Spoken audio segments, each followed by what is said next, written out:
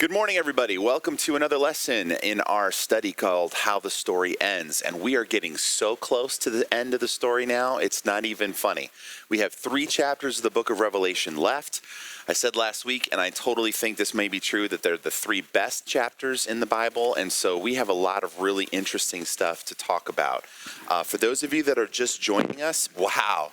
You are joining really late in the conversation, and I hope you'll be able to keep up and pay attention and learn something good here. But if not, just go back and look in our archive. You should be able to follow a lot of the lessons we've been to get to this point. And the key thing is that you're sticking with me and following along with what we're talking about. We are talking about, unfortunately and painfully, I guess, a 7-year period of time in human history where God is going to kind of tie up all the loose ends from human history. All of the things that have gone wrong are going to be made right. All of the promises that have been made in the Old Testament and the New Testament from Jesus, the apostles, all the way till now, all those promises are going to be fulfilled and completed. And we've looked at just 7 horrific years led by Satan, who is called the dragon in the book of Revelation. And he has a couple of human cohorts called the beast and then the false prophet, who sort of lead all of humanity astray and basically for 7 years have control over the planet. And God is judging the world while they're doing that. There's going to be wars and battles and famines and all kinds of horrible things that are going on. And in the process of this, Jesus is going to come back. At the very end of that 7 years, Jesus is going to return as the king who was promised. He's going to get rid of all those guys, and he's going to now begin the process of setting up his kingdom. So that's kind of the context of where we've been. I know it really jumps over a lot of things, but I'm here to teach new material, not just rehash the old stuff, which is a problem that I tend to have in my teaching anyway. So what I want to do is get into some new notes today. If you are here in person, please grab one of the sets of notes on your way in the room and have a seat. For those of you that are watching online, hi, Mom. You can always go onto our church website. We should have brand new notes, and the title of the notes for this time around is The End of the World as We Have Known It. Now, if you are a fan of, I think sometime in the 90s, silly pop rock music, you know there was a song recorded by a band called REM called It's the End of the World as We Know It, and then the chorus goes, and I feel fine. Kind of a very silly, dumb song, but it really gets stuck in my head. And so as I was preparing this lesson, I realized that Revelation chapter 20, which is what we're going to be working on in this set of notes here, Revelation chapter 20 is basically the wrapping up of all that we've looked at so far. So if you want to talk about the different eras of history, right? And we did this a while ago, but let me just do it again. So you have Genesis 1 through 3, right? Which again is 3 chapters at the beginning. And Genesis 1 through 3, or excuse me, I'm even getting that wrong. Boy, I'm telling you, it's Monday. You can tell. Genesis 1 through 2, you have creation, right? And creation is unspoiled. There's no sin. It's exactly the way God intended for it to be. God creates Adam and Eve. He creates the world. He places them in a garden. He tells them to be fruitful and multiply. He says, enjoy this world, subdue and rule, all the animals and all that stuff. And it's this wonderful paradise, right? So it's an unspoiled creation. It's paradise. Then, of course, you have this horrifying event in paradise where Adam and Eve are turned against God by this serpent who turns out later to be described as a dragon called Satan. And this serpent leads Adam and Eve astray, and they violate the only commandment God gave them, and they decide we're going to be in charge of our own destiny. We don't need to do what God says. We're going to be in charge. We're going to do our own thing. And starting in Genesis 3 and running all the way through Revelation 20, we have this struggle for redemption.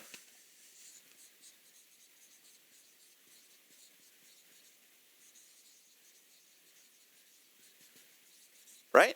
Sin enters the picture, everything goes to heck, everything goes wrong, everything blows up, everything hits the fan, whatever expression you want to use, and life becomes the mess that it has become since then. And for most of the story of the Bible, the question is, how in the world is God going to fix this? How is God going to redeem this? How is he going to buy it back? Both the people, and then how is he going to redeem the earth itself so that the earth becomes something resembling the paradise that God always intended for it to be? And so we get in this here, we have the most important part of the struggle, right, is the cross. And as we're celebrating this Easter, what an appropriate time for us to reflect upon the fact that the cross is the turning point, right? The cross is where Jesus forever pays for the sins of his people. And in the process of that, he provides a way for the story to be for the tension to be resolved. A way for humanity to be restored to God, and a way for the world, the planet itself, to be unspoiled again, to be restored to its former glory. So the cross is a major turning point. But then you notice there's been a few thousand years of history since then, and who knows how many thousand more. But eventually you're going to come to this, what we call the tribulation. And it's a 7-year period of time, right? Just 7 years. But in this 7 years, a lot of the Old Testament prophecies are fulfilled. There's judgment upon the wicked. There's the return of Messiah to the earth. And in this point now, we're right up against the edge of this era here. And in Revelation chapter 20, we have the fulfillment of the promises of Israel of a kingdom on earth, led by Messiah, in fulfillment to all the things that God promised to Israel. And it sort of forms the end of this era of human history, the redemption phase. Now, unfortunately, this era is also characterized by this really big word, sin. Sin, and I would also add Satan to this, okay? Sin and Satan. He now becomes the dominant force in this world. I don't know if you can see it past the screen there. But Satan becomes the dominant force during this era, and then Jesus and the Father struggle against his control, break his power, destroy his power through the cross, and then over time eventually come to this tribulation where they judge Satan, and then we enter into what is called the kingdom. Now, in Revelation 21 and 22, we have a completely different era of human history. Now, luckily, it doesn't end with this little kingdom here. And I say little kingdom. That's 1,000 years is not a short period of time. But this is not the end. There's God's kingdom, and it's going to be in at least 2 phases. The first phase is going to be 1,000 years. It's going to be on earth, and it's going to be under the old operating system.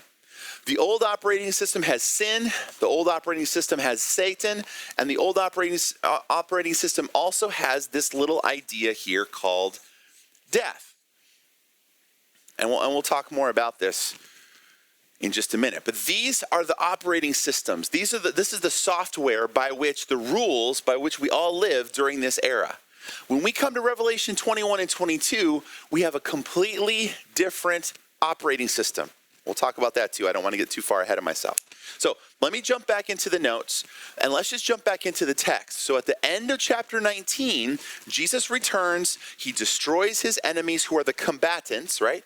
And then the survivors of all of the families of all those people and the people that are living back in different countries and so on, all those survivors come before Jesus, who's sitting on a throne, and he separates them as sheep from goats. The sheep are people who are a part of that kingdom of the Antichrist, but who never bought into his philosophy, who actually protected Jewish people and persecuted Christians from being destroyed by the beast. They didn't take the mark, and they also kind of hid and protected the people that the Antichrist was going after. And those people are going to get the opportunity to enter into this 1,000-year kingdom as a part of Jesus' kingdom. And they're going to have to decide whether they want to believe spiritually in this Messiah, or if they want to just be a part of his kingdom and just pay taxes and do the whole thing without having a heart transformation. So there's still going to be sin. There's still going to be death. People are going to live longer lifespans because the curse is going to be lifted on the earth. But there's still sin. But what happens to Satan? And that's where the text goes next. So Jesus has just destroyed his enemies. He just took the beast and the false prophet, threw them alive into the lake of fire, and executed all of the armies and all the combatants against him.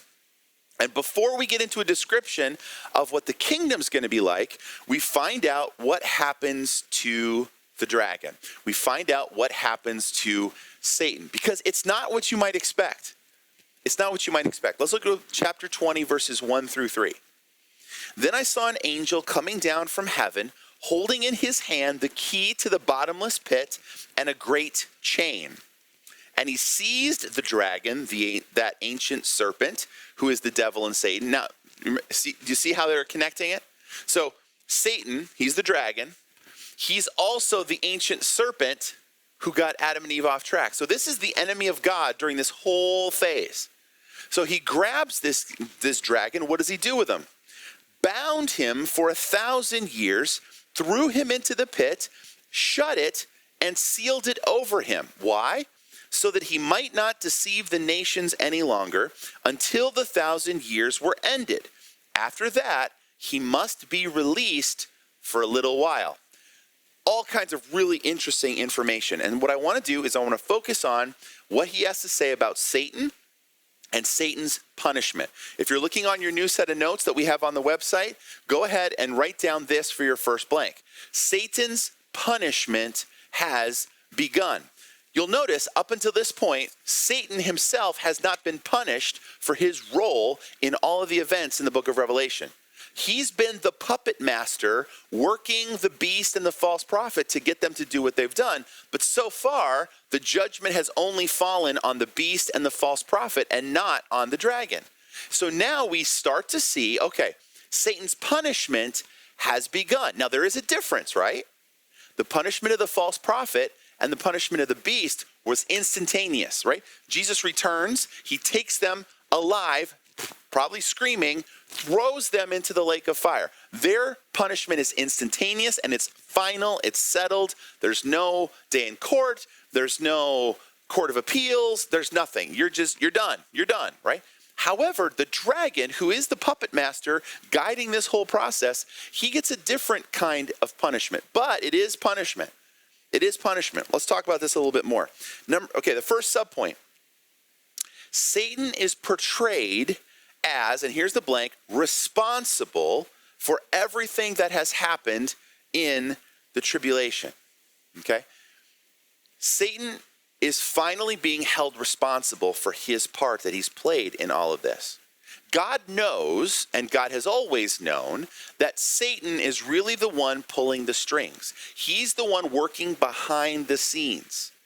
Now, again, this does not absolve the Antichrist and the false prophet, does not absolve them from their responsibility. They're also accountable. They're also responsible for what they've done.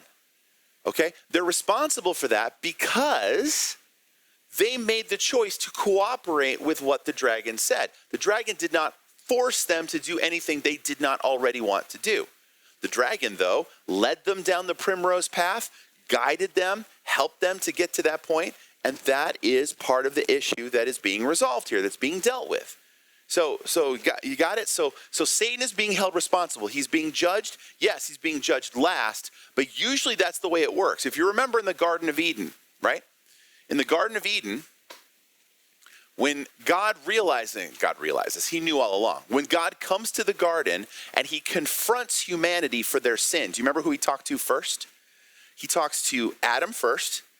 Adam does what? You remember? He shifts the blame to Eve. It's this woman you gave me, God. She deceived me and I ate.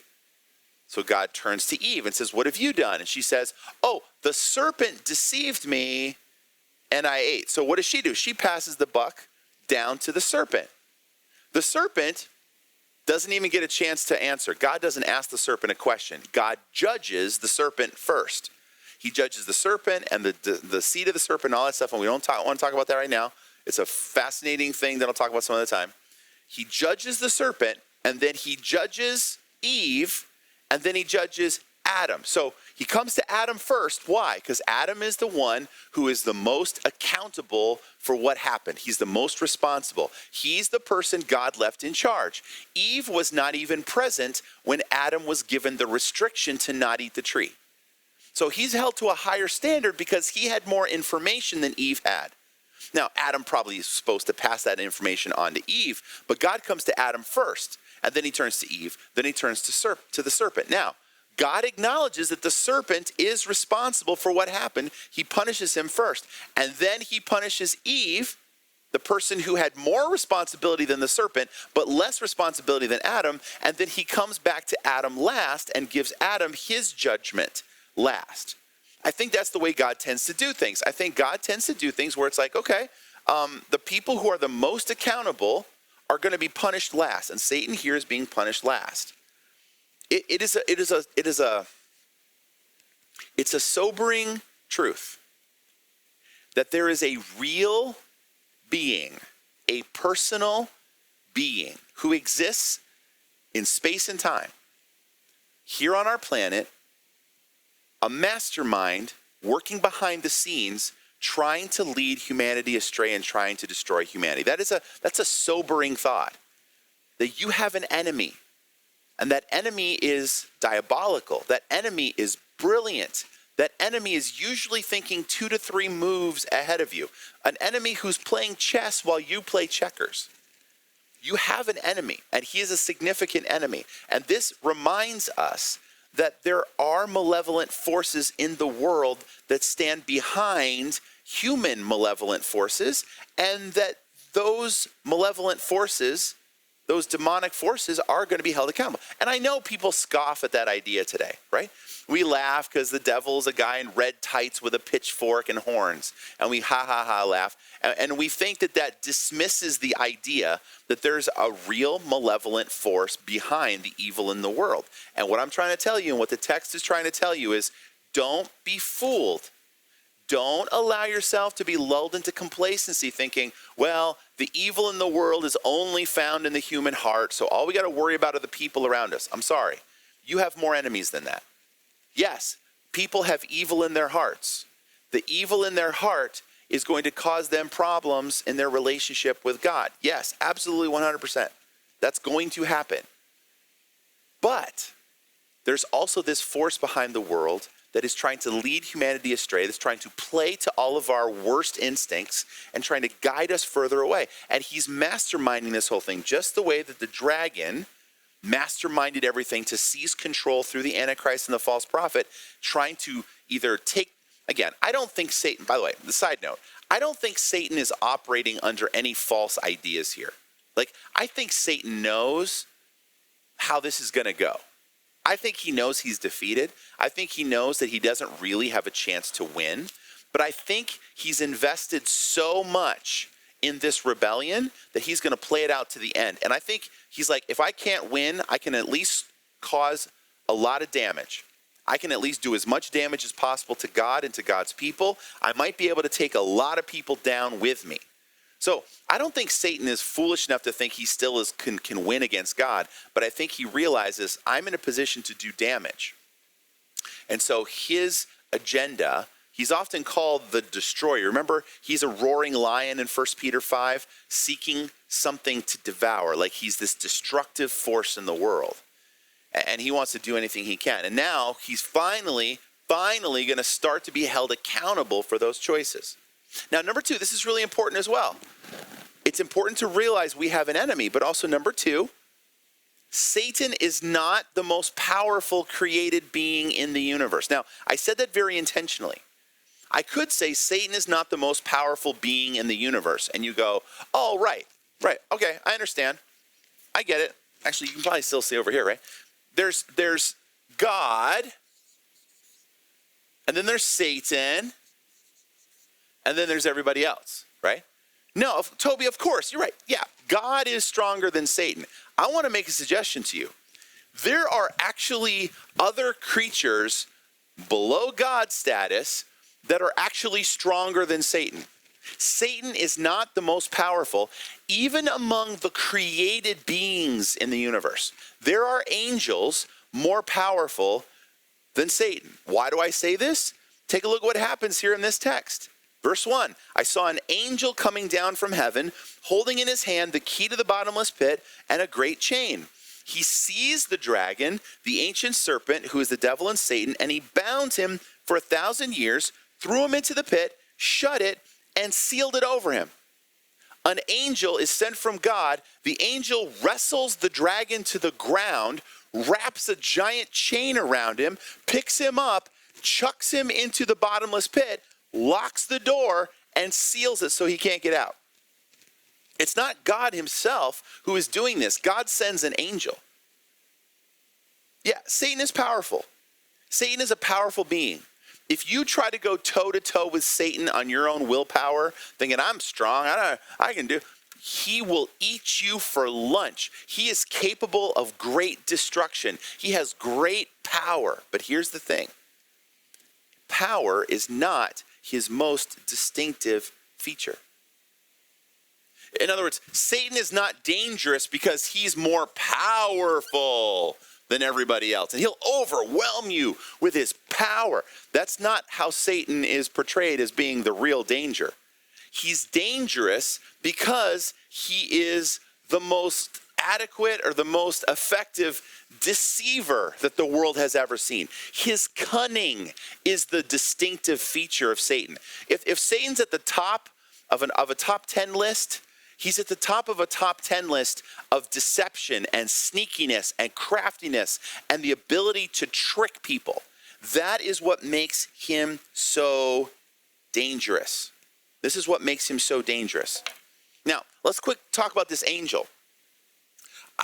We only know the names of a couple of angels in the Bible. It's really, really interesting because there's always been a fascination with angels going all the way back to the early days of the church and even before that into Judaism and some kind of sections of Judaism. There's always been this fascination with angels and trying to figure out if you look at medieval Christianity, they had this long, elaborate system of this angel's in charge of this. And like, if you looked at the angelology of the medieval church, like the Catholic Church in the Middle Ages, before kind of the Renaissance and the explosion of knowledge and study, scientific study, and all that stuff, you look at the ancient church, and their ideas about angels were very complex, and there's different rings of heaven, and this person's in charge of this, and this person's in charge. And it's all speculation. It's all coming from sources that are not the scriptures, but they're kind of trying to piece this thing together because they kind of buy into the whole authority structure in heaven. And if there's an authority structure in heaven, there must be angels that have different authorities. And if there's demons, there must be demon authorities. And I think scripture gives evidence that there is some kind of a structure, some kind of an authority structure among the angels. But the truth is, we only find out the names of 3 angels. The one angel, apparently, and again, it's unknown whether this is a personal name or just like a nickname, okay? But Satan apparently had a nickname, at least, before he became the adversary of God, the enemy of God, and his name seems to have been Lucifer. Now, Lucifer just means the shining one. So apparently he had some distinctiveness of being beautiful and shiny and probably reflecting the glory of God in his own unique way. So we know his name was Lucifer, or at least that was a nickname applied to him. And then we know the names of 2 angels. We know a guy by the name of Michael. Michael makes his first appearance in the book of Daniel, chapter 12. He seems to be some sort of an angel that's been delegated by God to kind of have some authority, or at least have the management, the administration of looking after the children of Israel. He's had a busy job these last couple thousand years. Michael seems to be called, I think he's called the archangel, and the idea is that Michael is the greatest of all the angels, of God's angels. He's the strongest. Michael makes a couple more appearances in the New Testament, and that seems to reinforce that same idea.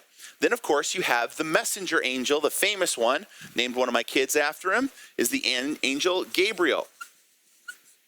Now, we get 0 sense of what kind of authority he has, but he seems to be a spokesperson for God. He comes to John the Baptist's dad, Zechariah, the priest, and he kind of announces the birth of John the Baptist, and then he shows up again with Mary and announces the birth of Mary. And then we have there's unnamed angels that come and do everything, right? There's an unnamed angel that shows up to Joseph and confirms Mary's story. There's an unnamed angel that warns Joseph in a dream. You got to leave Bethlehem because Herod's going to try to kill all the babies, and they go to Egypt. There's there's all these unnamed angels. And the book of Revelation, you would think, right? If it's all about understanding the intricate details of the angels and how they relate to one, wouldn't we have more names?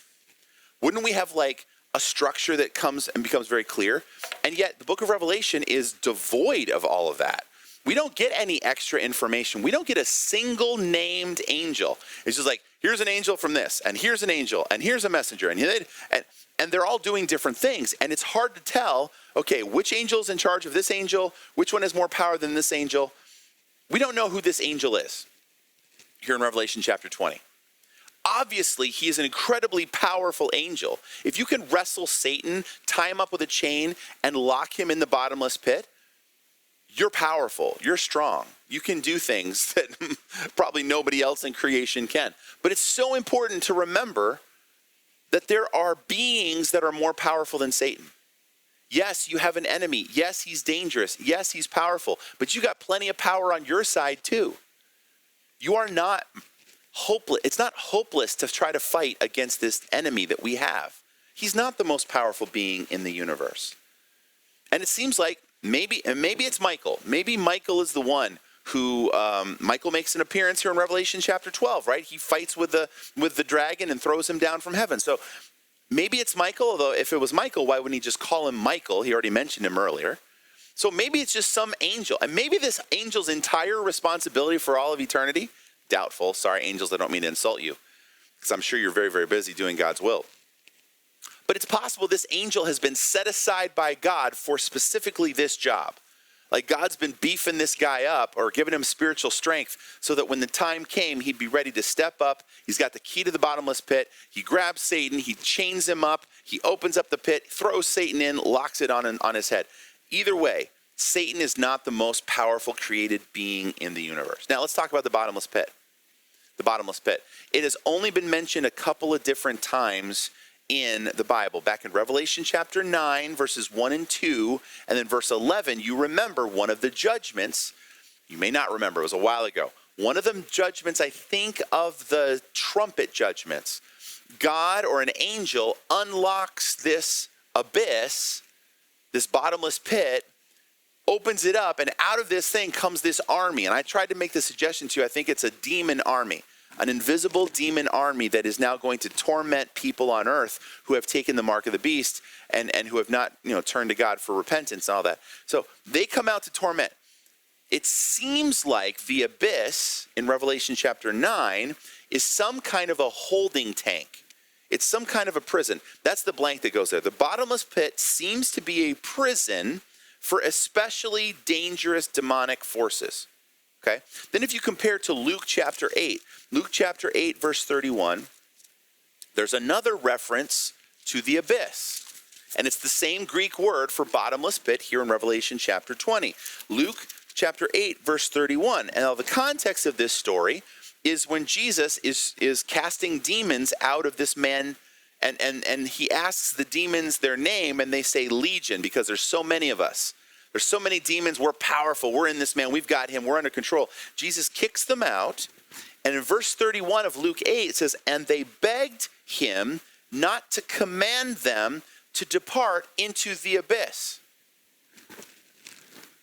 So these demons are desperate to not go to the abyss. What they want is they want the freedom to be able to go torment somebody else.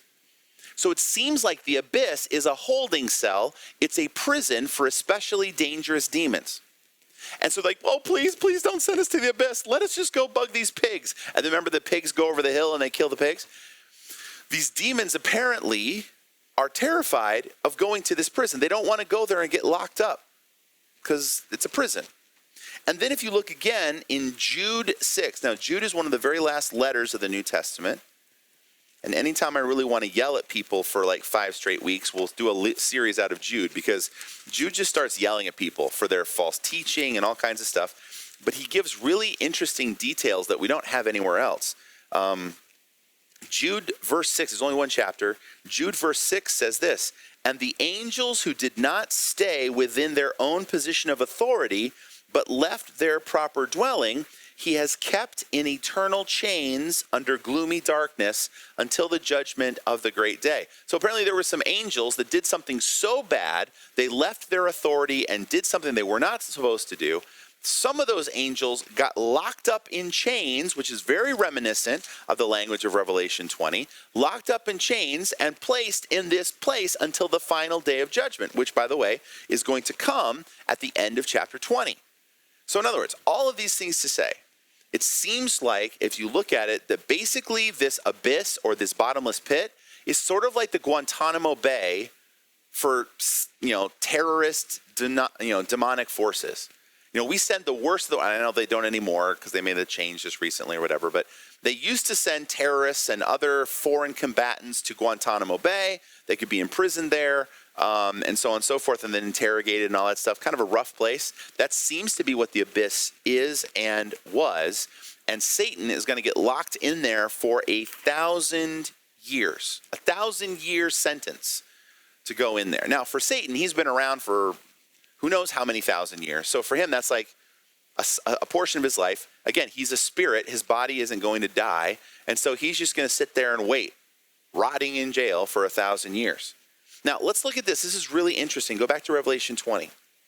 Revelation 20, we find out what God's goal is for this. Okay? Why is Satan locked up?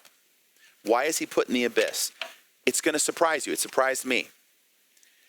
God is not locking him in the abyss, and here's the first blank, not to destroy Satan, but to prevent him from deceiving the nations for a determined amount of time, 1,000 years, right? That's what the text says, verse 3. And shut it and sealed it over him so that he might not do something. What? Deceive the nations any longer until the 1,000 years were ended. So, in other words, basically, there's going to be 1,000 years where there's no interference by Satan. Satan is no longer going to interfere with humanity during this entire 1,000-year period of time. Now, this points out something really important about the nature of Satan, and I already referred to it before. Satan's greatest power, his ability to deceive, his ability to get inside your head and convince you that you want to do his will. That it's the very best possible thing for you to go and do exactly what he wants you to do. There was this guy in college that was legendary in my dorm where I lived. Not because he got into trouble, but because he had the incredible ability to convince dumb freshmen who were just coming into the system, trying to make friends, trying to impress the older students. He would convince the dumb freshmen to break the different rules, and then he would stand back in the corner and laugh and take pleasure in all of that. It took us forever to figure out that this guy was masterminding all of these different things that were happening in the dorm. Crazy stuff that I don't even want to get into because you won't care because it's just my own little thing. But it was amazing to me. This guy had this capacity to whisper in people's ears, and then he would be safely outside the danger zone, and then these dumb freshmen would get caught. They get punished, and he'd be snickering behind his hands back over in the corner. See, that's Satan's best job.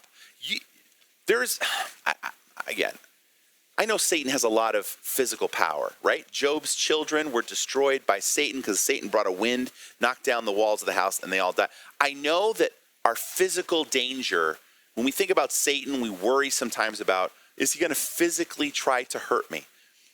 There's possibility that that's the case. But I'm telling you, the most dangerous part of Satan's plan and strategy for you, the part you need to pray against. And I'll tell you, my wife and I, every single night for the last almost 5 years of our lives, ever since we started to realize these things, every single night when we pray together before we go to bed, I pray that God will protect us from Satan. And I don't mean from, Satan-possessed, Satan worshipers breaking down my door and doing physical damage to me and my children. I'm not talking about that. Although, hey, I really want protection from that too, if that's a thing. But anyway, what I pray for God's protection from is from his ability to deceive us and trick us into thinking that God is not good, thinking that God's word is not true, and that I need to go off on my own and do my own thing, which of course is what he wants me to do. Whatever plan he has for me. And so I pray against the plans Satan has to trick me, to trick my wife, to trick my kids, to trick my church family. That's what I pray against. Why? Because that is what Satan is most dangerous. He's so good at convincing you that when you turn against God, you're actually doing what you want to do, when really what you're doing is you're fulfilling his will, and he's over in the corner out of the danger zone, laughing behind his hands at how you were dumb enough to fall for his stupid tricks. How many times have we fulfilled some plan that Satan had for us, thinking it was going to bring us all this joy and happiness and relief, only to find that it made our lives worse, and it made the lives of the people around us worse? And to fall into his hands like that is something I do not want. I do not want that. So yeah, Satan's powerful, but his biggest power is the ability to deceive. And for 1,000 years, get this, for 1,000 years, he's not going to be able to deceive anybody. He's not going to be able to get into anybody's head. He's not going to be able to whisper lies in your ears and convince you of things that are not true. Can you imagine what that'll be like, to live in a world with no Satan? Live in a world where there's no system that you're fighting against. There's no constant temptations to do evil because there's somebody or one of his minions that are trying to lead you away from God. I mean, yeah, sure, we're going to still have problems with sin. Remember, I told you, sin is still a reality during this 1,000-year kingdom. People are still going to sin. They're going to sin. Why? Because they have a human nature that wants to be independent from God. They got it from Adam and Eve, and that problem has not been completely eradicated. But they're living in a completely different world. In this world, there's no obstacles to doing what is right. The system out there is not built against you. You're not swimming against the current just to try to stay sexually pure, for example. You're not swimming against the current trying to have integrity in your business practices. Everything is going to be, you're going to be in the current flowing towards godliness. And the only thing that's going to trip you up during this 1,000 years is your own sin nature that gets provoked by your desires for things that God does not think you should have. That's going to be your big problem. I mean, this millennium, and that's another name, by the way, for the 1,000-year kingdom of Jesus on earth during this time. That 1,000, they call it the millennium. Millennium just means 1,000 years. But that shows you how amazing this 1,000 years is going to be. Let's just imagine for a moment, and the text doesn't talk about this, so I'll just add this in. God lifting the curse from the earth, right? All of a sudden, your garden doesn't produce thistles and thorns and weeds anymore. All you have is fertile ground ready to produce the fruit that you intended for it. All of a sudden, the animal kingdom is not going to be fighting with each other, right? The wolf will lie down with the lamb. They're going to be friends. You're going to be able to put your hand, a child is going to be able to put his hand on the nest of a cobra, and the cobra's not going to hurt the kid. Why? Because the animal kingdom is going to be at peace with one another, and the animal kingdom is going to be at peace with us. This world in which we live is not going to provide any obstacles to being good, of doing what is right. We don't even have this malevolent force called Satan who is trying to lead you down the wrong path. You're not going to have any of that. I'm telling you, it's going to be an amazing, amazing thing. An amazing opportunity to be a part of this kingdom. But I want you to notice there's one last piece to this. This is really weird. It says here, at end of verse 3, okay, so that he might not deceive the nations any longer until the 1,000 years were ended. And my mind is, okay, Jesus, if you've got him locked up, why ever let him out, right? Can't we just leave him in the abyss and pretend like he doesn't exist? Surely we can lose him for a few more 1,000 years too, right? Well, look at what the text says, verse 3. After that, he must be released for a little while. You know what that tells me? One more blank, the next sub point here. Satan still has a part to play in the story. Now, I'll be honest, this surprises me, but it really, really shouldn't. Satan has always had, start over. God has always had purposes for Satan throughout human history. Now, Satan is not acting as an agent of God's will, right? It's not like God says, hey, Satan, you're my guy, and I have you to do all the dirty work. So you go out, and I want you to cause death and destruction. I want you to deceive people. I want you to break up marriages. I want you to cause abortions. I want you to do all these things. I want you to cause poverty and oppression. I want you to do that, okay? Do that for me, okay, Satan? That's not how this works. God is not giving Satan orders. He's not broadcasting like daily orders to Satan. Okay, I want you to do this for me, and then Satan is doing God's bidding. Satan thinks he's operating completely independently of God. He thinks he's coming up with his own plans. He thinks he's damaging and destroying any way that he wants. And he does. And he causes incredible damage and incredible destruction. And along the way, Satan causes many deaths of a lot of people. That's just what he likes to do. It's who he is. It's what he desires to do. It's his plans to disrupt God's creation. However, going all the way back to the very beginning, God has used Satan's rampages to judge sinners and also to test people. God sees what Satan is doing as useful to some extent in that Satan provides judgment for sinners. And also, Satan provides testing for believers and unbelievers alike. Satan reveals what's already in our hearts. Remember, I told you, Satan is whispering in our ear, but Satan can't force you to do anything, right? That old joke, the devil made me do it, is a lie. You don't have to do anything, but what does Satan do? He exposes your heart. He exposes your sinful desires. And then he says, point that desire at that woman. Point that desire at that job. Point that desire at that possession. And then he lets us run our course and we do damage to ourselves. So, there's a reason for Satan to be here. I know it's really weird, and you would think, you know what, if God just got rid of Satan today, the world would be so much better. Fine, probably true on some levels, but obviously not on another level. God knows right now Satan is necessary to provide judgment for sinners when the time comes, and also to test everybody, to reveal what's in their hearts, to get everything out in the open. Satan is useful. Now, Satan also provides a contrast for God's nature. When we get to know how Satan operates, then we see God's nature in contrast to that. And Satan, ironically, actually points us to reveal something about God's nature because we see God's nature in opposition to Satan's.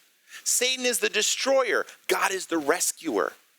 Okay? If Satan wasn't around to destroy, God would not have as many opportunities to reveal his rescuing nature. And so that's another reason I think God keeps him around. And also, and this is the most important one, if there is no Satan, if there's no alternative, then that eliminates, in some senses, our ability to make choices. This goes back to a conundrum, a puzzle, a Rubik's Cube. Ever seen those Rubik's Cubes? And they're all nice and pretty when you buy them, and then you start messing with it, and then you can never get it back to what it was. That's what this feels like. When you get to Genesis chapter 3, actually, it's even in Genesis chapter 2. In Genesis chapter 2, God's giving instructions to Adam, and he says, hey, Adam, you can eat from any tree in the garden except for one tree. You can't eat from the tree of the knowledge of good and evil. You do that, you're going to die. That's going to be bad. You don't want that. So eat from all the other trees, just not this one. And here's what intelligent people have been asking for millennia, literally millennia, since the text was written by Moses back 3,500 years ago. Why, oh why did God cause that tree to grow? Why did God put that tree in that stinking garden? Because if the stinking tree wasn't in the stinking garden, then Adam would have never eaten from the tree, and it wouldn't have plunged the world into this sinful chaos and destruction and death.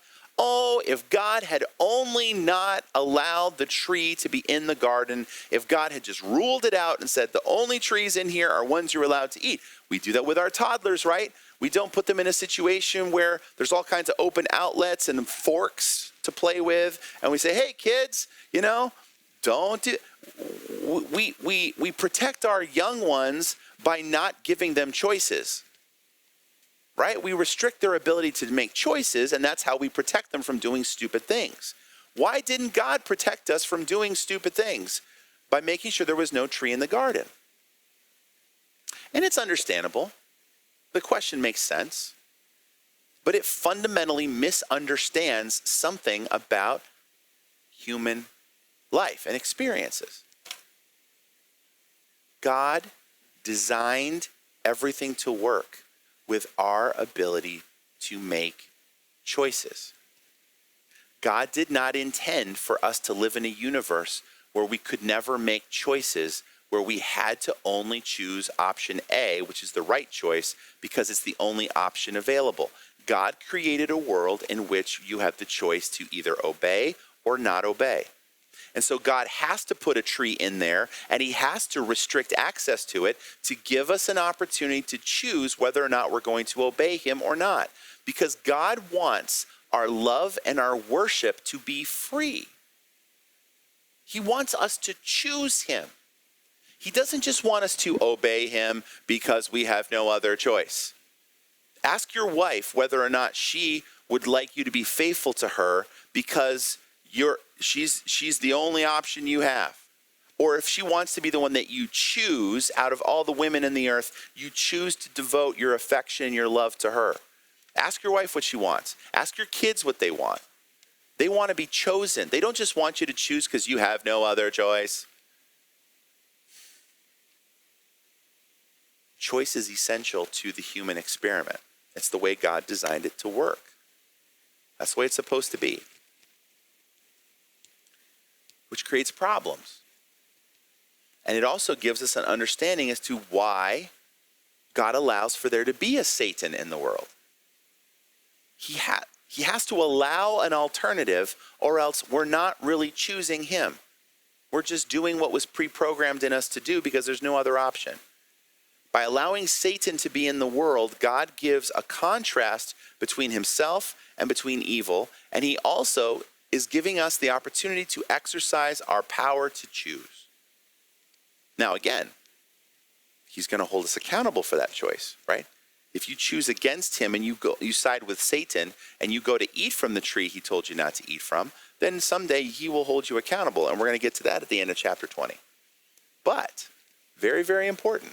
You got to understand this. The choice is essential. And Satan, ironically, is simply accomplishing the purposes for which God has him in the earth. Now, Satan thinks he's doing it on his own, and he's destroying and he's doing everything he can. He's doing it maliciously. He's trying to hurt us. But God is saying, you know what? I'm going to allow Satan to run a little bit, because in his running around, he accomplishes certain things. Satan is on a leash. He's on a leash. Yeah, it's a long leash. God gives him the freedom to do lots of horrible things. But God's going to hold Satan accountable for that. We're going to see that in just a little bit. But Satan's on a leash. Satan can't just do whatever he wants. Do you remember when Satan came to God to talk about Job? He's like, ooh, just let me do this. And God goes, no, I'm not going to let you do that. Yes, I'll let you do this to test Job and blah, blah, blah. So God gives permission and he doesn't. Satan can't just run around and do whatever comes into his mind. He is a creature under the authority of God, whether he wants to acknowledge it or not. And it seems like at the end of the 1,000 years, there's going to be one more test. One more test that God has for humanity. And we'll talk about that in a little bit. But Satan is going to be let go at the end of the 1,000 years because Satan has one more purpose to accomplish. And we'll get to that in a little bit. Now, let me just jump in and get started on the next paragraph, verses 4 through 6, and we'll probably have to cut off halfway through here and pick it up again next week. But here we go. Revelation 20, verse 4. Then, he says, so this is after Satan gets locked up and thrown in the bottomless pit at the beginning, before the 1,000 years starts, right? Then it says, then I saw thrones, and seated on them were those to whom the authority to judge was committed. Also, I saw the souls of those who had not worshipped the beast or its image, and had not received its mark on their foreheads or their hands. Remember, we talked about these people. These are the people that said, you know what, I would rather die than take his mark on my hands or my forehead and be a part of his kingdom. I would rather die. Many did die. Some escaped and were not caught. Okay? But there's a certain amount of people that said no thanks to the beast and to his horrible plans. And look at verse 4. They came to life and reigned with Christ for 1,000 years. So all the people who were marched in front of the image of the beast and said, worship, take our mark, or die. They said, we'll die, thank you. Satan killed them. The beast killed them. The false prophet killed them. All of those dead souls have now been resurrected, and those people now are going to reign with Jesus on the earth for 1,000 years. It's their reward for faithfulness.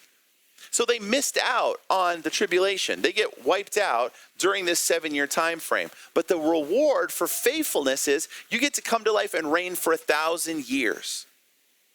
And we'll talk about that in just a minute. Then it says here, verse 5, the rest of the dead. Now, who's the rest of the dead? That's everybody who is not those martyred tribulation saints, right? All the other dead. You and I, by that point, probably will be a part of this group. All the people who have died in the past. All the Old Testament saints who truly believed in God.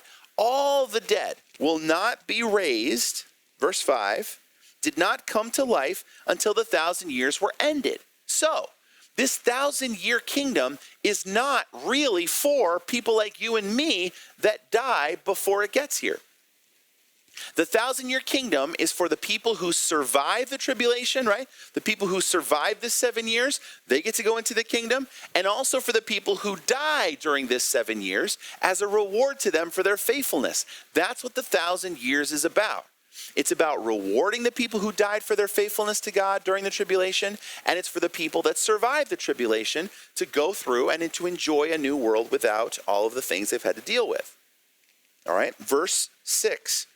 The rest of the dead did not come to life, verse 5, until the 1,000 years were ended. This is the first resurrection. Blessed and holy is the one who shares in the first resurrection. In other words, yay!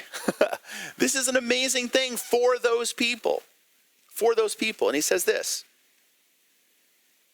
Over such, the second death has no power, but they will be priests of God and of Christ, and they will reign with him for 1,000 years. So let me just break this down. I was trying to think about how to organize this material so you get an idea about what's going on during this 1,000 years. And let me just break it down this way. And we'll just introduce this idea for the next 5 minutes or so, and then we'll come back to it and really hit it next time. All right? So here's number one. We're going to break down humanity into 4 different categories of people. Okay? There's 4 categories of people that I want to talk to you about. And the first category is this, and this is the sad one. I'm trying to, what did I do with my pens? Here they are. Category number 1.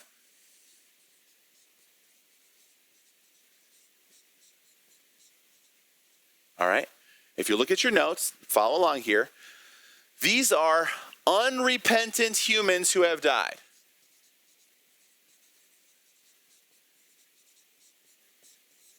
Okay? The unrepentant dead. Now this goes back all the way to the beginning of time. Anyone who has died unbelieving in God, unrepentant of their sins, in their rebellion, determined to live their own life apart from God, all of those people I'm calling the unrepentant humans who have died in human history, okay? What are they going to be doing during this 1,000 years?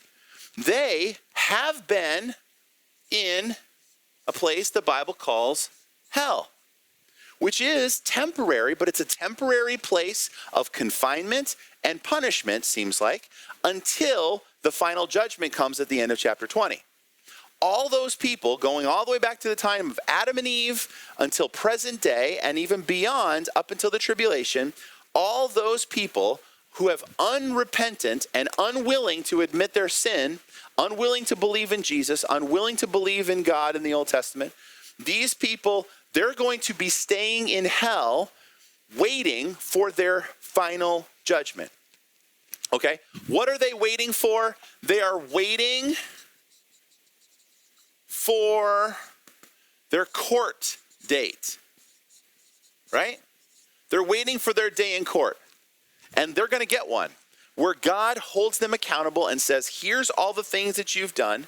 Here's all the consequences of what you've done. And because of all the things that you've done, here is the eternal punishment that you're going to have to bear, right? And that's where the lake of fire comes in. We'll talk about that in a few minutes, well, in a couple weeks probably. But we're waiting for their court date. All the unbelieving dead, all the unrepentant dead who have died all over human history, they don't get to be a part of the millennial kingdom, right? This shouldn't be surprising to you. They're basically in the bottomless pit for humans, which is called hell, right? Satan doesn't get sent to hell to await the end of the 1,000 years because there's already a bunch of humans there. God puts him in his own special holding cell called the bottomless pit until the 1,000 years are done. So Satan is not a part of the kingdom. All the unrepentant dead are not going to be a part of this millennial kingdom. So that's number one. And the court date, by the way, is going to happen at the end of the millennium. Okay? So the millennium, 1,000 years ends, and we'll talk about how it ends in just a little while next week. When it ends, then there's going to be, the court is in session, and all the unbelieving dead are going to be raised to life. And they're going to have a chance to stand before God and answer to God for all that they've done. And then God will assign them an eternal reward or an eternal punishment, okay? So this is the first category of humanity, the unrepentant dead. They're going to hell, and they're going to be waiting for their court date.